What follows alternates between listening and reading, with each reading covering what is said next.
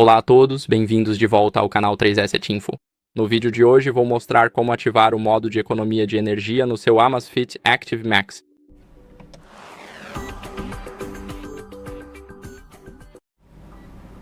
Então, primeiro, o que vocês precisam fazer é ir até o Centro de Controle e abri-lo. Esse é o jeito mais rápido de fazer isso. Vá até o Centro de Controle, deslize para cima, clique na porcentagem da bateria e aqui você verá que isso vai apenas dar uma dica.